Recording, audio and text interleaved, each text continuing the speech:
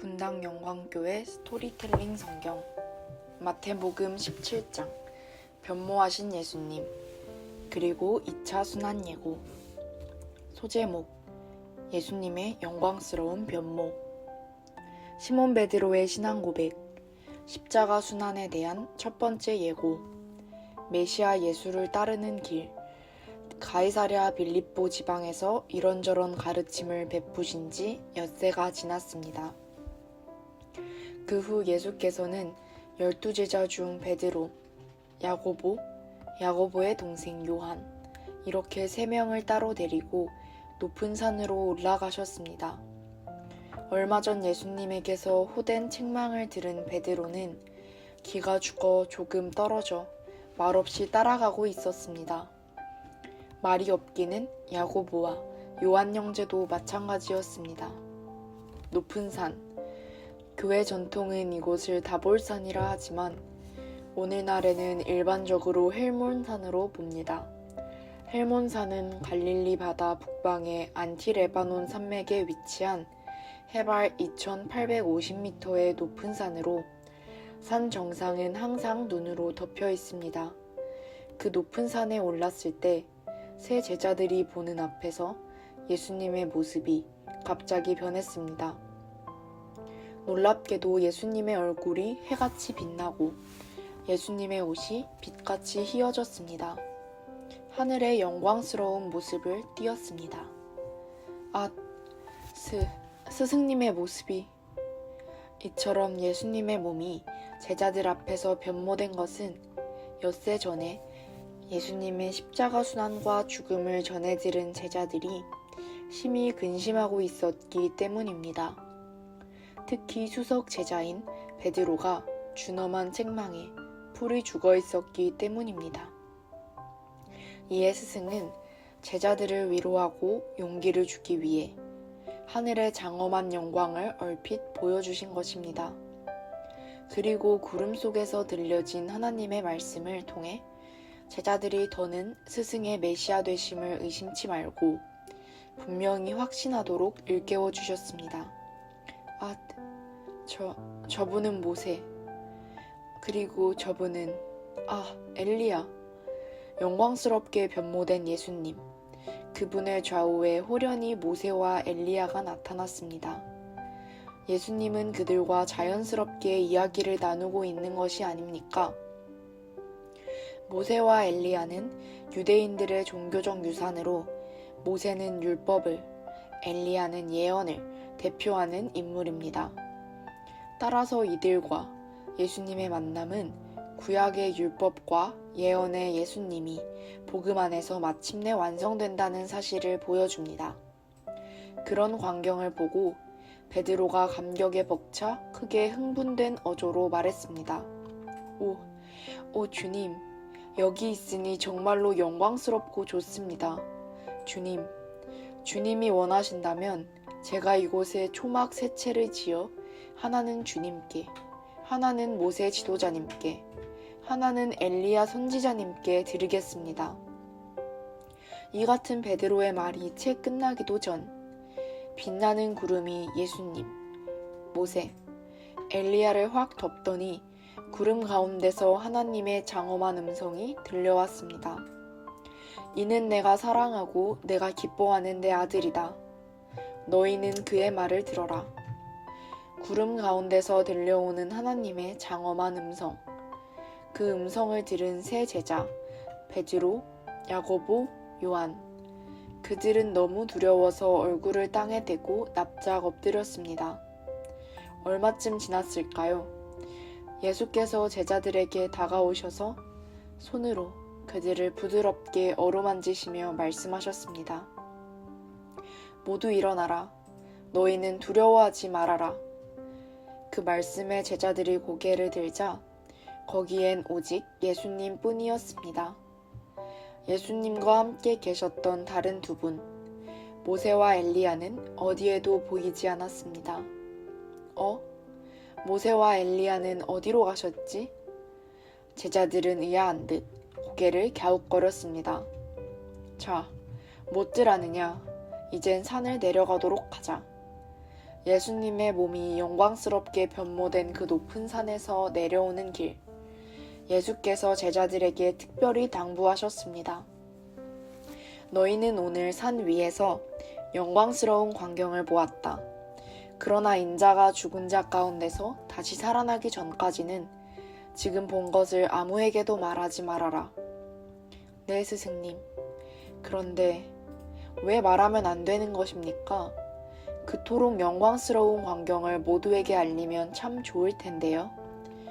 만일 예수님의 영광스러운 변모와 예수께서 모세와 엘리야를 대동하고 나타난 장면이 사람들에게 알려질 경우 그것은 당시 로마의 압제에서 자신들을 구원해줄 정치적 메시아를 대망하고 있던 유대인들에게 열렬한 호응을 받기에 충분했습니다.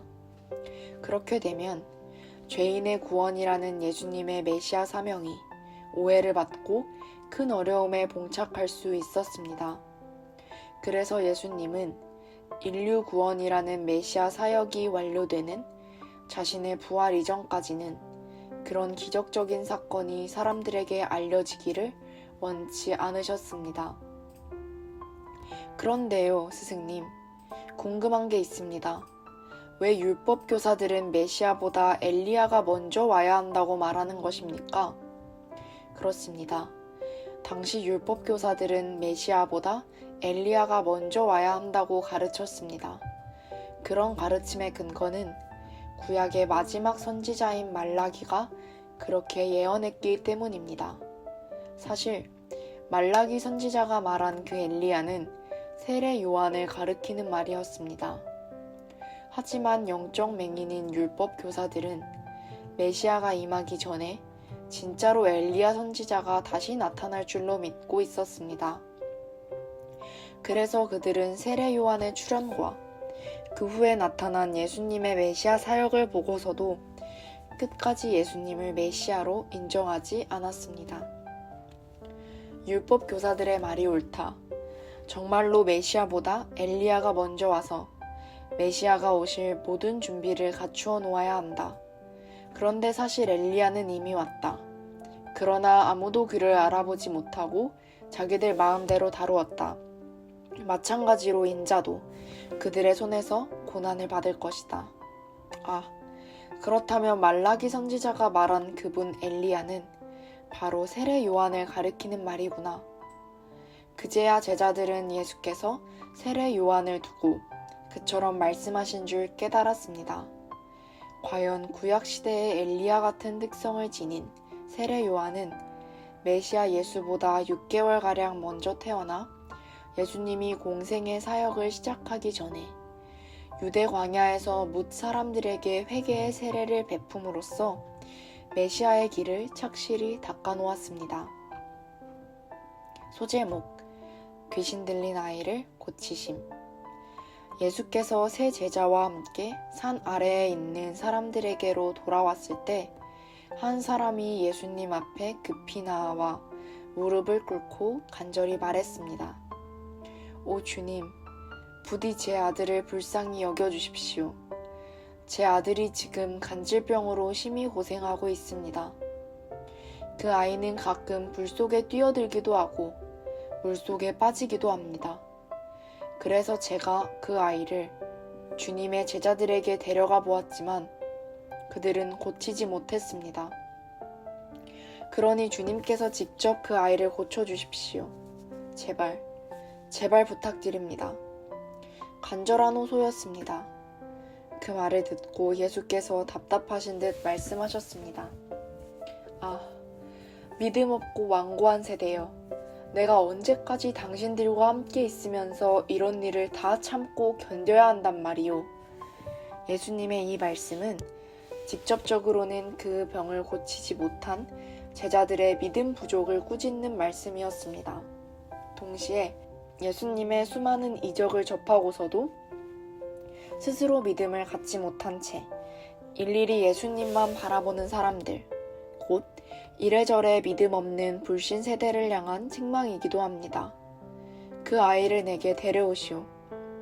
불신 세대의 믿음 없음을 책망하셨지만 그래도 병든 자를 불쌍히 여기시는 예수님은 아이의 아버지에게 병든 아들을 데려오라 하셨습니다. 그 아버지는 얼른 달려가 아들을 데려왔고 예수께서 그 아이를 보는 순간 그가 귀신에 사로잡혀 있는 상태라는 걸 아셨습니다. 이 악하고 더러운 귀신아, 더는 아이를 괴롭히지 말고 그 아이에게서 속히 나오라. 예수께서 귀신을 꾸짖자 겁에 질린 귀신이 그 아이에게서 얼른 떠나갔습니다. 그 순간 그 아이는 한 차례 격한 몸부림을 치더니 이내 조용해지면서 정상적인 모습을 되찾았습니다. 아이가 말끔히 나은 것이었습니다. 이런 일이 있은 후 제자들이 예수께 따로 조용히 물었습니다. 스승님, 왜 저희는 귀신을 쫓아낼 수 없었던 걸까요? 그러자 예수께서는 아까 제자들을 꾸짖을 때와는 달리 부드러운 어조로 천천히 일러주셨습니다. 그건 너희 믿음이 작기 때문이다. 만일 너희에게 겨자씨 한 알만한 믿음이라도 있다면 저 산을 향해 옮겨져라. 명령해도 그대로 될 것이다. 그런 믿음만 있다면 너희가 행하지 못할 일이 아무것도 없을 것이다. 믿음은 결코 추상적인 어휘가 아닙니다. 살아 움직이는 생명체입니다. 따라서 믿음은 마치 식물처럼 자라납니다. 예수님은 겨자씨 한 알만큼의 믿음만 있어도 사람이 상상조차 할 수 없는 기적적인 일을 해낼 수 있다고 말씀하셨습니다. 성경에서 겨자씨는 아주 작은 것을 나타내는 상징적 비유로 사용되었습니다. 실제로 겨자씨는 눈에 잘 보이지 않을 정도로 아주 작기 때문입니다. 하지만 그것은 성장력이 왕성한 식물로 1, 2년에 4에서 5m나 될 정도로 크게 자라납니다. 따라서 겨자씨 한 알만큼의 참된 믿음만 있어도 그 무한한 가능성으로 인해 세상에서 해내지 못할 일이란 가히 없습니다. 소제목, 순환에 대한 두 번째 예고. 두로, 시돈, 가이사야 빌립보 등 이방 지역에서 전도 사역을 마치신 예수님은 제자들과 함께 다시 갈릴리 지역으로 돌아오셨습니다. 하루는 제자들이 전부 모인 자리에서 예수께서 비장한 어조로 말씀하셨습니다. 제자들아, 저번에도 말했지만 머자나 인자는 사람들에게 배반당하고 그들의 손에 죽었다가 사흘 만에 다시 살아날 것이다. 십자가 순환에 대한 예수님의 두 번째 예고입니다. 이처럼 예수님은 십자가 순환에 대해 제자들이 단단히 각오할 수 있도록 미리부터 그들의 마음을 훈련시키셨습니다. 하지만 예수님의 말씀을 듣고 제자들은 크게 염려하고 큰 슬픔에 잠겼습니다. 아, 불안하게도 어쩌자고 스승님은 저런 말씀을 자꾸 하시는 걸까? 배반당하고 십자가에 매달려 죽다니. 그토록 능력 많으신 분께 어찌 그런 일이 생길 수 있단 말인가?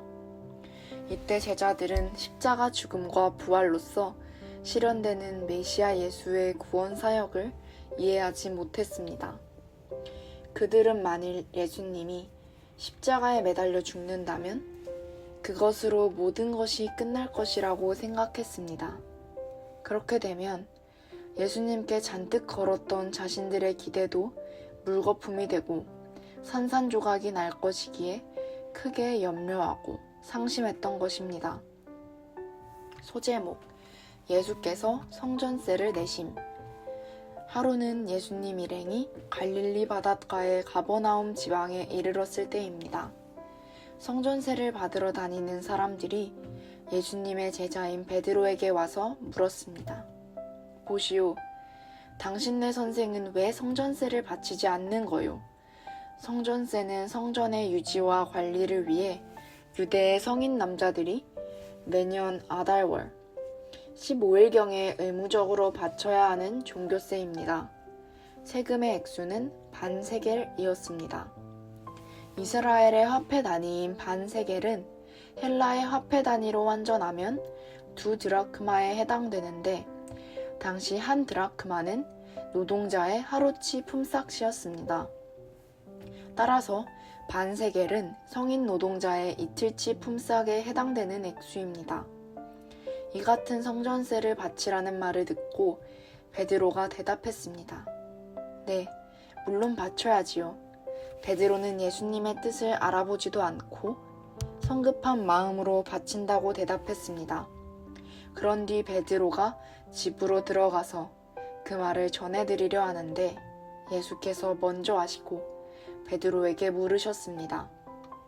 베드로야, 넌 어떻게 생각하느냐? 세상 임금들은 관세와 주민세를 자기 아들에게서 받느냐? 아니면 다른 사람들에게서 받느냐? 이는 베드로의 경솔한 실수를 깨우쳐 주기 위한 예수님의 질문이었습니다. 그런 의중을 아는지 모르는지 베드로는 즉각 대답했습니다.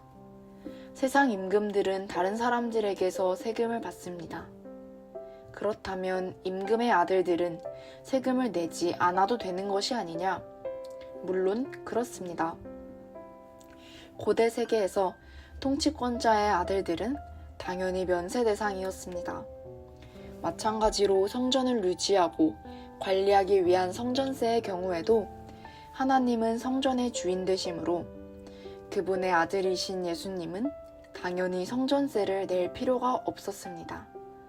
이로써 예수님은 다시금 자신이 하나님의 아들이라는 메시아의 신적 권위를 깨우쳐 주셨습니다.